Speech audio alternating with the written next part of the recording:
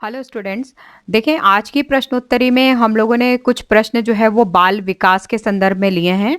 बाल विकास से Telegram channel पे पिछले कुछ दिनों में जो है वो प्रश्न आपके सामने आए हैं। आज उन्हीं प्रश्नों को जो है हम लोग एक्सप्लेन करने का प्रयास करेंगे। जो सबसे पहला प्रश्न है वो हमारे सामने है। देखें, कथनों पर विचार करने वाले प्रश्न हैं। जैसा कि मैंने आपको पहले ही बताया है, इस तरीके के जब प्रश्न आते हैं तो एक एक कथन को जो है हमें ध्यान से पढ़ना होता है, और जिस समय पे हम इन कथनों को पढ़ रहे होते हैं, अध्ययन के दौरान ही हमें उसके सामने हमेशा मेंशन कर लेना चाहिए कि ये सही है या गलत है, ताकि जब हम उनके उत्तर को देने का प्रयास करें, यानी कि कथन के अनुसार जो है वो हमारे ऑप्शंस में क्या पूछा जा रहा है, ऐसी सिचुएशन में हम उत्तर जो है सरलता से दे सके और बहुत जल्दी दे सकें।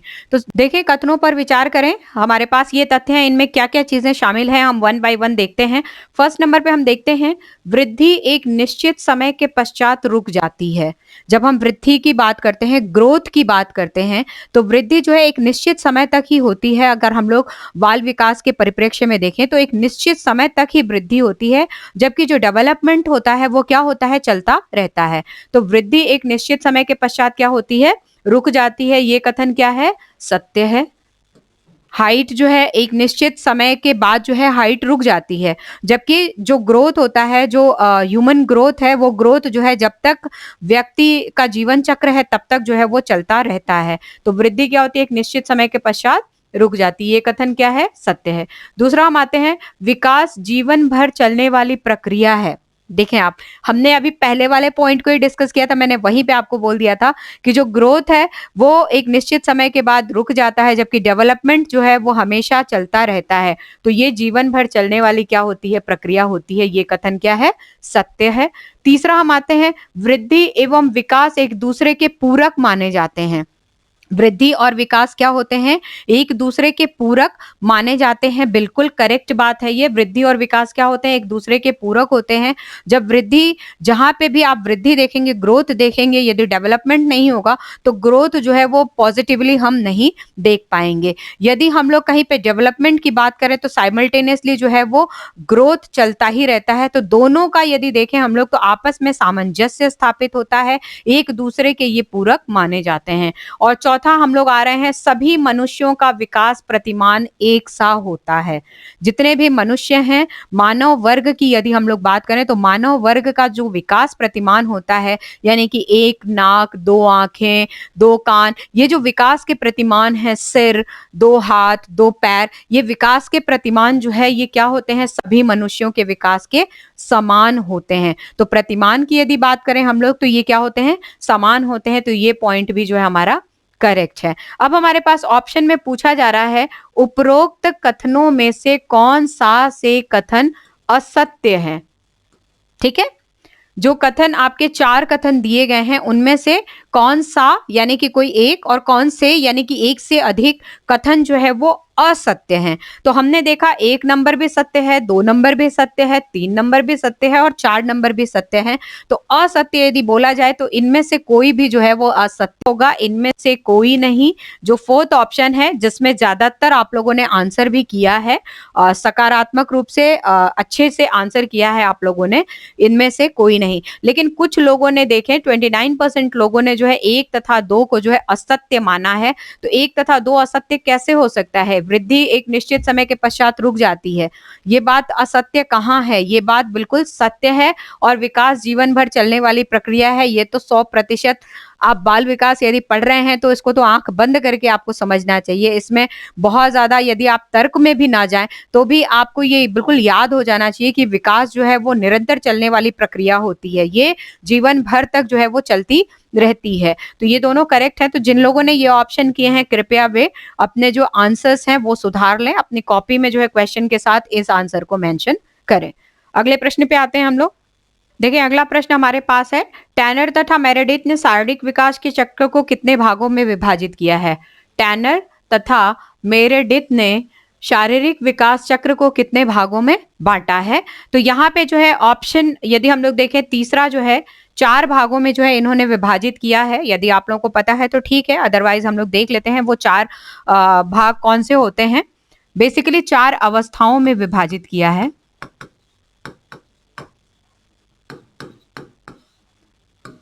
4 अवस्थाओं में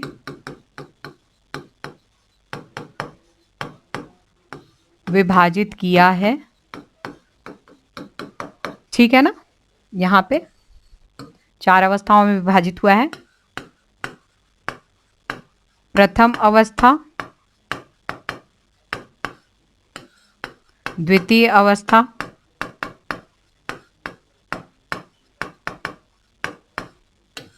तृतीय अवस्था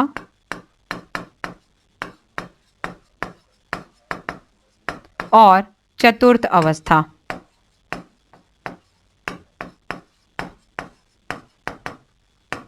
ठीक है, अब इन अवस्थाओं को जो है हम लोग देखते हैं कब से कब तक जो है वो माना जाता है। प्रथम अवस्था जो है गर्भाधान से जन्म के 2 वर्ष तक। द्वितीय अवस्था को 3 वर्ष से वयः संधि अवस्था तक।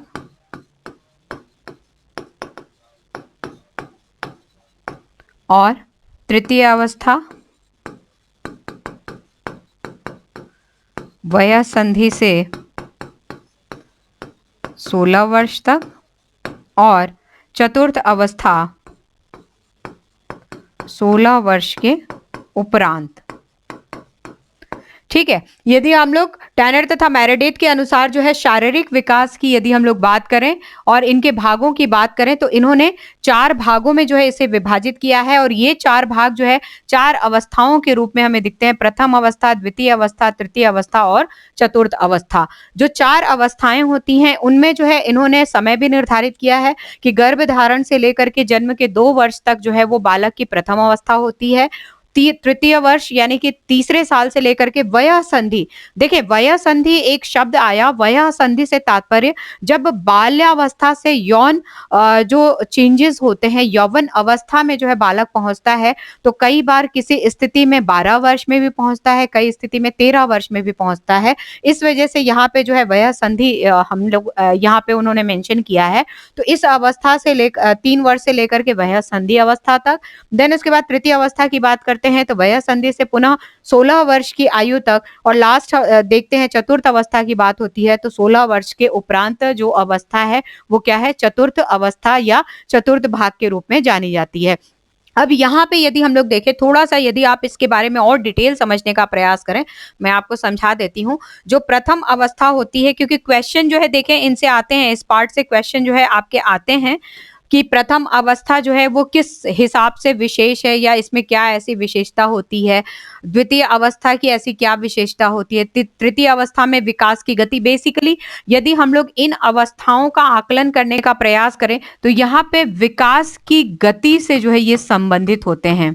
विकास की गति के संबंध में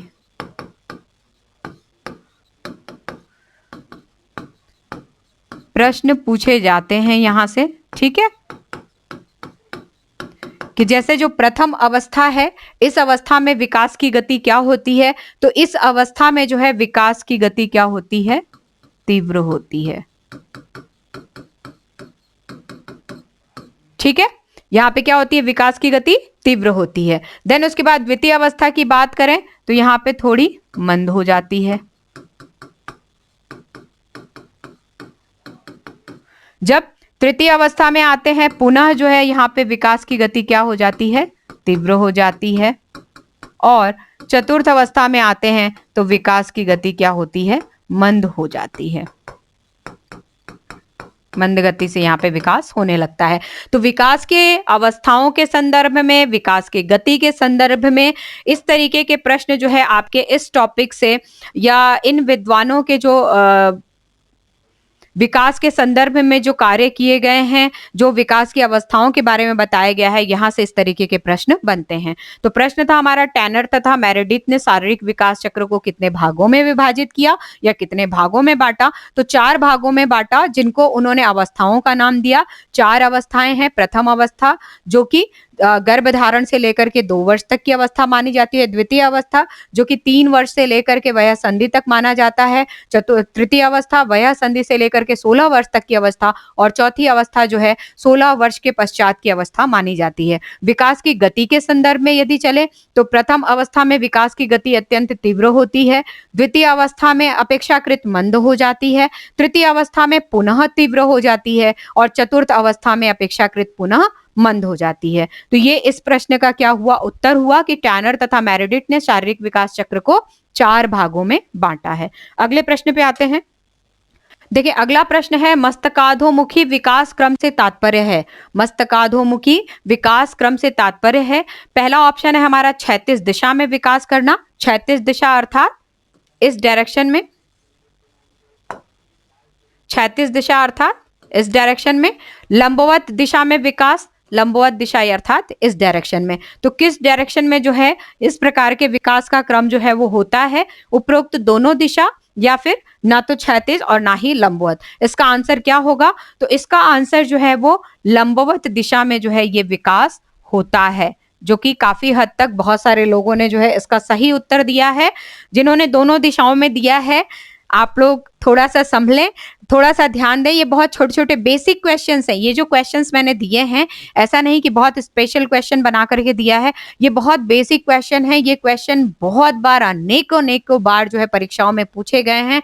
और कहीं भी आप बाल विकास की कोई सी भी किताब उठाएं, चाइल्ड साइकोलॉजी की कोई सी भी किताब उठाएं, इनफैक्ट जो मनोविज्ञान वाले टॉपिक हैं, जो लोग चाइल्ड डेवलपमेंट को शिक्षा मनोविज्ञान या फिर बाल मनोविज्ञान के रूप में भी पढ़ते हैं ना, उनके भी आप क्वेश्चन देखेंगे तो उनमें भी किताबों में आपको ये मिल जाएगा कि मस्तकाधोमुखी विकास का क्रम जो है, इससे तात्पर्य क्या होता है, तो ये लंबवत दिशा में विकास होता है, ना कि क्षैतिज दिशा में। अब इन दोनों को थोड़ा सा जो है मैं आपको समझा देती हूँ कि क्षैतिज दिशा में, क्योंकि जिन्होंने गलत किया है उनको ये पता होना चाहिए कि सही ऑप्शन आखिर सही क्यों है, या गलत अगर उनका दिया हुआ आंसर अगर गलत हो रहा है तो वो गलत क्यों है। तो क्षैतिज दिशा और लंबवत दिशा में जो विकास का क्रम है, ये आपको समझना अत्यंत आवश्यक है। इसके लिए देखिए, मस्तकाधोमुखी विकास को जो है आप समझने का प्रयास करें। मस्तकाधोमुखी विकास, यहां पे यह लंबवत क्रम में होता है,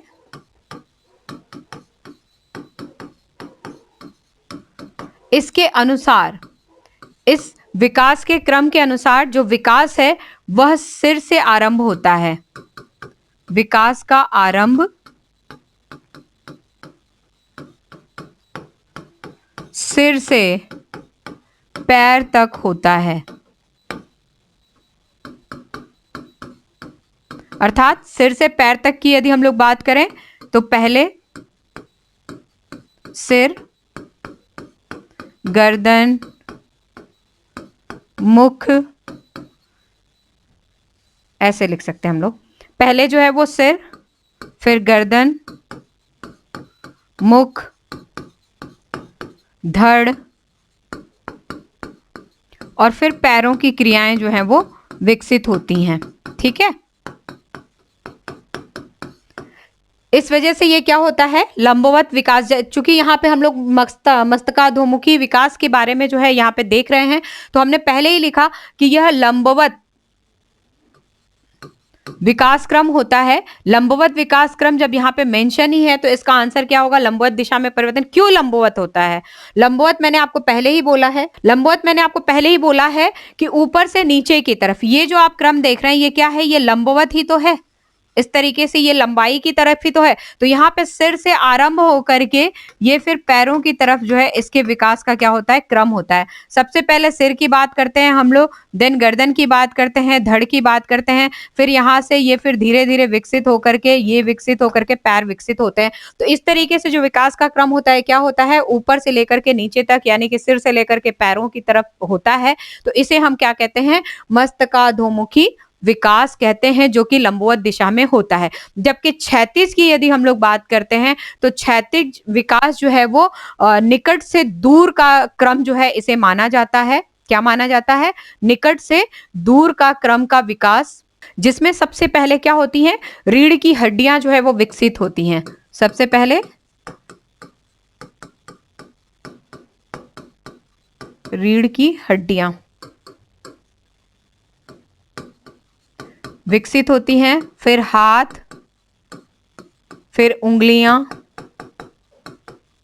ठीक ठीक है ना, इनकी अस्थियां जो है क्या होती हैं, विकसित होती हैं। तो ये क्या हो गया, निकट से दूर का विकास हो गया। यानी कि सबसे पहले जो है आपके रीढ़ की हड्डी सेंटर जो है वो आपका जो है वो पहले डेवलप हुआ, और सेंटर से जो है वो फिर क्या होंगे, ये इस तरीके से जो है ये विकसित होंगे। तो ये जो विकास है ये क्या हो गया, क्षैतिज दिशा में हो गया। और सिर से जब विकसित होकर के पैरों तक का विकास होता है, इसे क्या कहते हैं, लंबवत कहते हैं। तो ये जो लंबवत विकास है ये आपके मस्तकाधोमुखी विकास से संबंधित है, और जो क्षैतिज विकास होता है ये निकट से दूर के विकास से संबंधित होता है। तो ये आपके क्वेश्चन का आंसर रहा। नेक्स्ट है, विकास की सब अवस्थाओं में बालक की प्रतिक्रियाएं विशिष्ट बनने से पूर्व सामान्य प्रकार की होती हैं। बाल विकास के संदर्भ में यह परिभाषा किसकी है? विभिन्न प्रतियोगी परीक्षाओं में जो है इस प्रश्न को पूछा गया है, और ये तो आप याद ही कर लें, इसमें समझाने जैसा कोई तथ्य नहीं है। फैक्ट आधारित ये प्रश्न है जो कि आपको याद होना चाहिए। विकास की सब अवस्थाओं में बालक की प्रतिक्रियाएं विशिष्ट बनने से पूर्व सामान्य प्रकार की होती हैं। ये परिभाषा जो है हरलॉक की है। किसकी है? हरलॉक की है। बाल विकास के संदर्भ में जो है हरलॉक की ये परिभाषा बहुत पॉपुलर है, बहुत सारी परीक्षाओं में जो है वो पूछा गया है। टीचिंग से रिलेटेड जितने एग्जाम्स होते हैं, यदि हम लोग होम साइंस विषय के अंतर्गत यदि बाल विकास की बातें करें तो भी कई परीक्षाओं में ये देखे गए हैं, और साइकोलॉजी के संदर्भ में, मनोविज्ञान के संदर्भ में, चाइल्ड साइकोलॉजी के संदर्भ में यदि बात करें तो भी ये प्रश्न आए हुए हैं। नेक्स्ट है, हरलॉक के अनुसार विकास की एकीकृत प्रक्रिया के संबंध में निम्नलिखित कथनों पर विचार करें। हरलॉक ने जो विकास को एकीकृत करने की जो प्रक्रियाएं बताई हैं उनके संबंध में जो है कुछ कथन दिए गए हैं, इन पे हमें क्या करना है, विचार करना है। पुराने लक्षणों का लोप, सबसे पहले जो है हम इसको मिलाएं, इससे पहले जो है जो विकास के एकीकृत प्रक्रिया है उस प्रक्रिया के संबंध में जो है वो क्या विचार जो है हरलॉक के द्वारा दिए गए हैं, ये हम लोग सबसे पहले देखने का प्रयास करते हैं। तो यहाँ पे जो है वो 4 तथ्य जो है वो बताए गए हैं, 4 तथ्य बताए गए हैं हरलॉक के अनुसार विकास क्रम में। नंबर 1, आकार में परिवर्तन, आकार में परिवर्तन। दूसरा, अनुपात में परिवर्तन।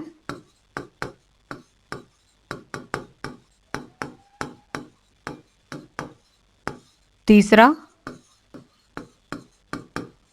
पुराने लक्षणों का लोप।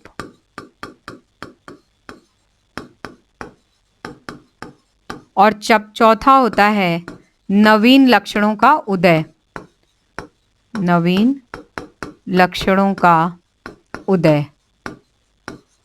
तो ये जो है चारों पॉइंट्स आप देखें और इसको जो है आप अच्छे तरीके से समझें। हरलॉक के अनुसार जो है वो विकास के एकीकृत प्रक्रिया के संबंध में जो है ये 4 तरीके के जो है वो तथ्य प्रस्तुत किए गए हैं। आकार में परिवर्तन, अनुपात में परिवर्तन, पुराने लक्षणों का लोप होना और नवीन लक्ष्यों का उदय होना। अब यहाँ पे देखिए, आप प्रश्न में पूछा गया है, कुछ कथन इसी से संबंधित दिए गए हैं, इन पे हमें सबसे पहले विचार करने हैं। विचार में सबसे पहला है पुराने लक्षणों का लोप। तो जी हाँ, पुराने लक्षणों का लोप जो है इस प्रक्रिया के दौरान हो रहा है।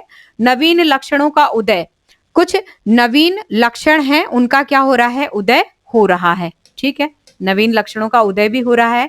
नैतिकता में वृद्धि, तो यदि हम लोग इस एकीकृत प्रक्रिया की बात करें तो नैतिकता में वृद्धि आपको यहाँ पे कहीं भी नहीं दिखाई दे रहा है, तो ये क्या होगा, गलत होगा। ठीक है, गलत होगा। चौथा पॉइंट है अनुपात में परिवर्तन। तो जी हाँ, अनुपात में परिवर्तन बिल्कुल आ रहा है, तो जो चौथा पॉइंट है वो क्या होगा, करेक्ट होगा। तो अब यहाँ पे लिखा हुआ है उपरोक्त में से कौन सा या से कथन सत्य है।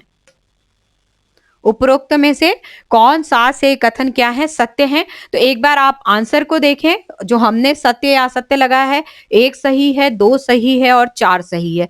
तो 1, 2 और 4, 1, 2 और 4 ऑप्शन हमारा जो है ये क्या होगा, सॉरी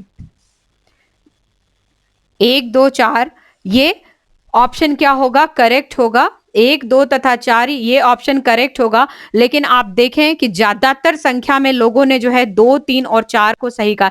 क्या पुराने लक्षणों का लोप नहीं होता है? जब नए लक्षणों का उदय होगा तो पुराने लक्षणों का लोप होगा, तभी तो समय परिस्थिति के अनुसार जो है वो नए लक्षण दिखेंगे, बच्चा नए लक्षणों को अपनाता है। और पुराने बहुत सारी चीजें ऐसी होती हैं जिनका लोप होता रहता है, वो भूलता रहता है उसको और नए लक्षणों को अपनाता रहता है। तो परिस्थितियों के अकॉर्डिंग, समय के अनुसार जो है विभिन्न प्रकार से विकासात्मक प्रक्रियाओं के अंतर्गत ये प्रक्रियाएं शामिल होती हैं। हर एक चीज जो है, हर एक आदत बच्चे के कंटिन्यू नहीं होती है और कुछ चीजें जो है वो समय के अनुसार जो है वो अपनाता है। तो पुराने लक्षणों का लोप होता रहता है, नवीन लक्षणों का उदय होता रहता है, आकार में वृद्धि होती है और कहीं ना कहीं अनुपात में वृद्धि होती है, परिवर्तन होता है। तो ये जो है इसके विकास की प्रक्रिया के क्या होते हैं, भाग होते हैं। तो यहाँ पे देखें, जिन्होंने ये गलत किया है कृपया इसको सुधार लें।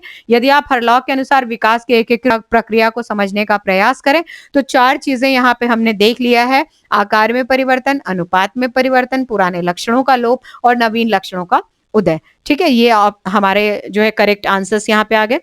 नेक्स्ट आते हैं अगले प्रश्न पे। वंशानुक्रम के नियम के संबंध में निम्नलिखित कथनों पर विचार कीजिए। वंशानुक्रम के कुछ नियम दिए गए हैं, उन नियमों के संदर्भ में जो है कोई कथन दिए हुए हैं, इन कथनों पर हमें विचार करना है। देखिए, पहला कथन है बीज कोश का नियम सोरेंस द्वारा प्रस्तावित है। बीज कोश के नियम की बात यदि हम लोग करते हैं तो यह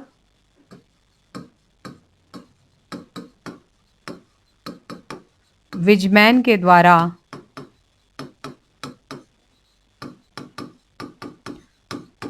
प्रस्तावित है।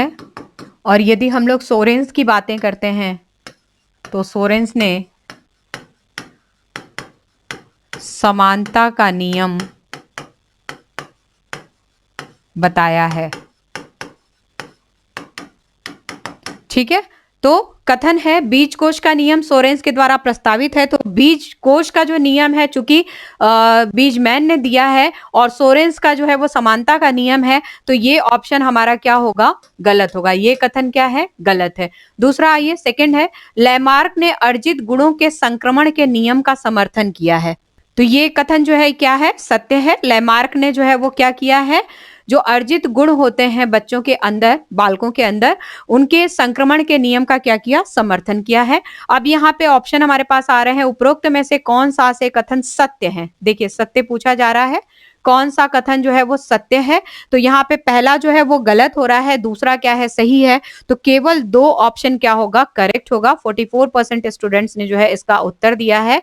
केवल 2 ऑप्शन क्या है, करेक्ट है। बहुत सारे लोगों ने, 44% लोगों ने ही दोनों को ही करेक्ट बोला है। तो कृपया आप इसको करेक्ट कर लें। जो बीज कोश का नियम है वो विजमैन के द्वारा प्रस्तावित किया गया था और सोरेंस ने जो है वो समानता का नियम जो है वो बताया है। इस वजह से ये कथन क्या है, गलत है। और दूसरा जो है लैमार्क ने अर्जित गुणों के संक्रमण के नियम का क्या किया, समर्थन किया, ये कथन सत्य है। तो दोनों में से केवल 2 जो है वो सत्य है। नेक्स्ट है अगला प्रश्न, जो कि हमारे प्रश्नोत्तरी का बिल्कुल लास्ट क्वेश्चन है।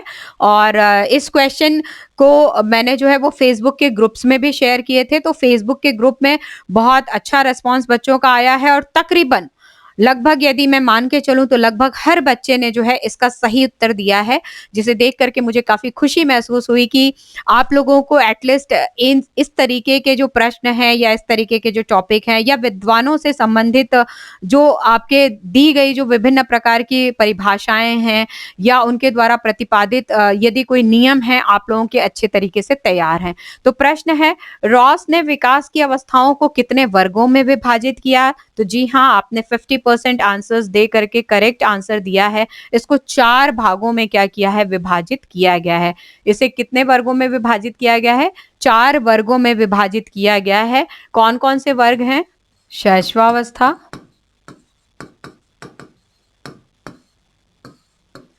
पूर्व बाल्यावस्था,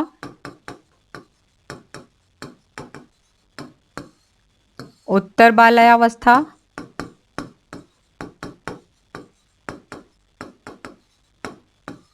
और चौथा है किशोरावस्था।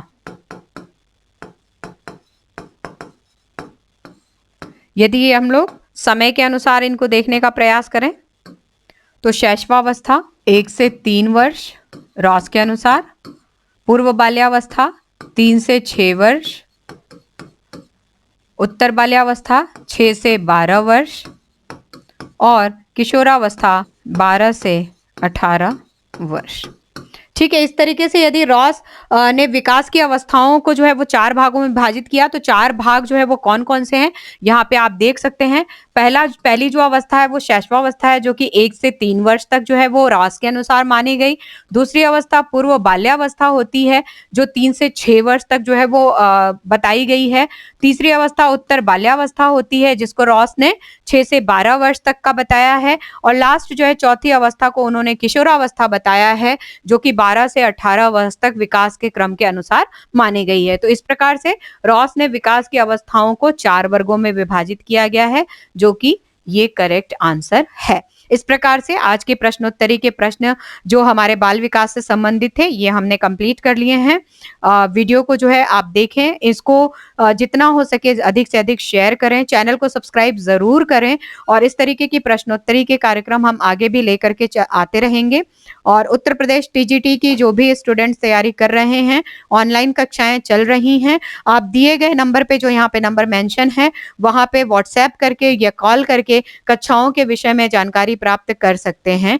और जिस तरीके से जिस पैटर्न से पढ़ाया जा रहा है, सिलेबस टीजीटी का ज़रूर है, लेकिन उस तैयारी से आप पीजीटी में भी काफ़ी हेल्प ले सकते हैं। जीआईसी का यदि आपने फॉर्म भरा हुआ है, तो आप वहाँ से भी काफ़ी हेल्प ले सकते हैं। साथ ही साथ RPSC college lecturer, RPSC school lecturer की यदि आप तैयारी कर रहे हैं, या उत्तराखंड में कहीं किसी विषय को लेकर के, हरियाणा में या फिर मध्य प्रदेश में किसी भी तरीके से यदि आप गृह विज्ञान विषय को तैयार करने का प्रयास कर रहे हैं किसी प्रतियोगी परीक्षा हेतु, तो वो क्लासेस आपको कहीं न कहीं बहुत बेनिफिट देंगी, क्योंकि काफ़ी डिटेल में अच्छे तरीके से एग्जाम्पल्स के साथ वो तैयार करवाए जा रहे हैं, उनको एक्सप्लेन किया जा रहा है, जो कि आपको आसानी से समझ में आ जाएँगे और आपके क्वेश्चंस तैयार होते रहेंगे। तो इस तरीके से जिन्होंने गलत रॉन्ग जो है वो क्वेश्चंस अटेम्प्ट किए हैं, कृपया आप अपनी कॉपी में इन प्रश्नों को लिखते चलें। आप प्रश्नों की श्रृंखला अपने खुद की तैयार करें, जिससे आपको रिवीजन में आसानी मिले। और जहाँ पे भी आपने ये प्रश्न पहले से नोट कर रखे हैं, वहाँ पे यदि ऑप्शन आपने कहीं पे भी किसी गलत ऑप्शन का चुनाव किया है, तो आप वहाँ पे अभी इसको करेक्ट कर लें। तो मिलते हैं अगले प्रश्नोत्तरी में, तब तक के लिए स्वस्थ रहिए, मस्त रहिए, जबरदस्त रहिए। बाय।